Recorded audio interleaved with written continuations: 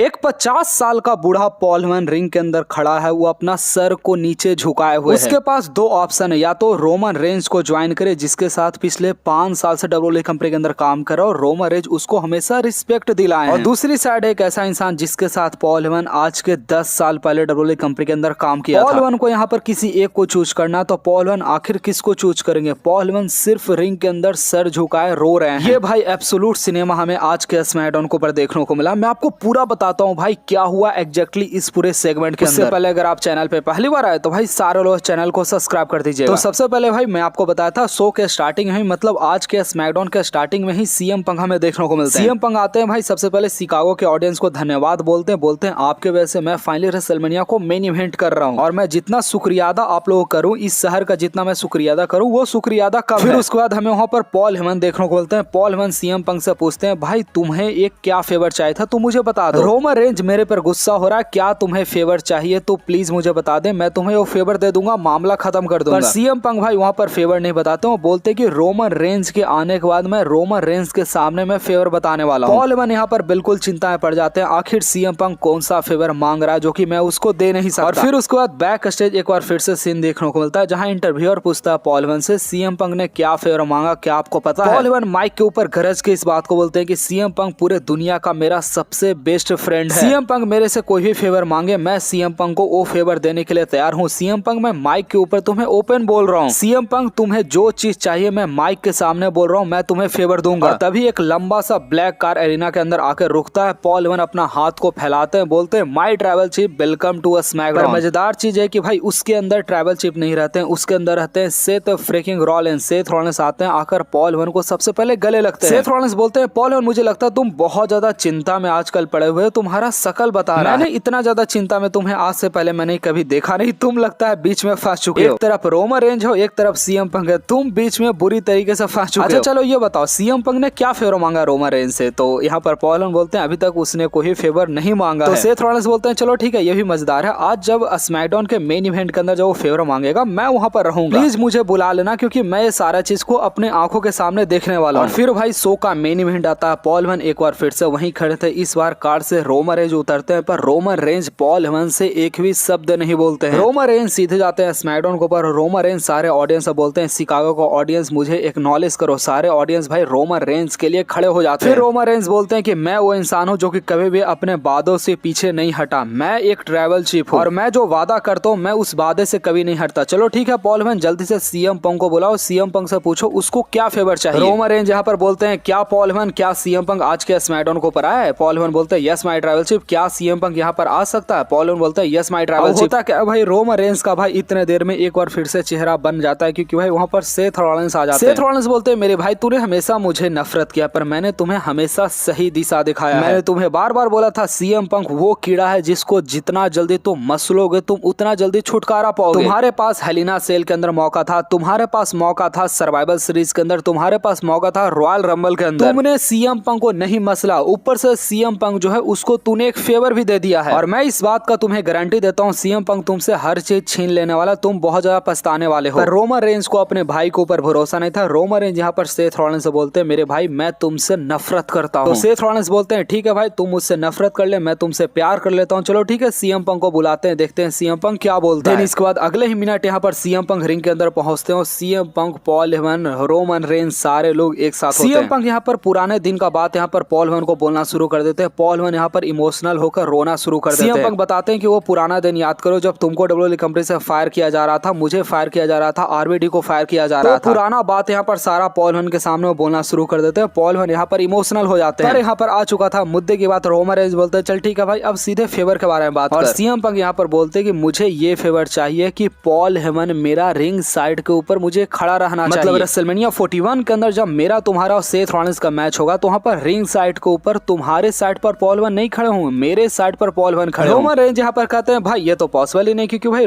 मतलब Paul Heyman तो भाई मेरा ट्रैवल चीफ है, पॉल हेमन मेरे बिना रह नहीं सकता। तुम कैसे बकवास वाले बात करो? रोमन रेंज वहाँ पर हंसना शुरू कर देते हैं, ये हो कैसे सकता? चलो पॉल हेमन तो खुद बता दो तुम उसके साथ नहीं रहने वाले। पॉल हेमन की तरफ रोमन रेंज मुड़ते हैं पर पॉल हेमन यहाँ पर शांत थे, पॉल हेमन यहाँ पर कुछ बोल नहीं रहे थे। रोमन रेंज यहाँ पर 5 बार एक ही बात को रिपीट करते हैं, पॉल हेमन बताओ कि तुम मेरे साथ रहोगे, तुम उसके साथ नहीं रहोगे। पॉल हेमन बोलो कि तुम मेरे साथ रहोगे। यहाँ पर पॉल हेमन का ये जवाब आता नहीं ट्रैवल चीफ मेंबरशिप मैं आपके साथ नहीं रहूंगा। मैं इस बार सीएम पंक को ठुकरा नहीं सकता, मैं इस बार सीएम पंक को ना नहीं बोल सकता। और तभी रोमन रेंज गुस्सा हो जाते हैं पॉल हेमन के ऊपर। तभी सीएम पंक रोमन रेंज के ऊपर अटैक करके सीएम पंक रोमन रेंज को अपना फिनिशर लगा देते हैं। रोमन रेंज सामने पड़े हुए हैं, पॉल हेमन सामने देख रहे हो। यहाँ पर खत्म हो जाता है रोमन रेंज और पॉल हेमन का 5 साल का कहानी। पूरा स्मैकडाउन का रिव्यू तो भाई इसके बाद चैनल के ऊपर देखने को मिलेगा, पर बताइएगा आपको कैसा लग रहा है अभी फिलहाल।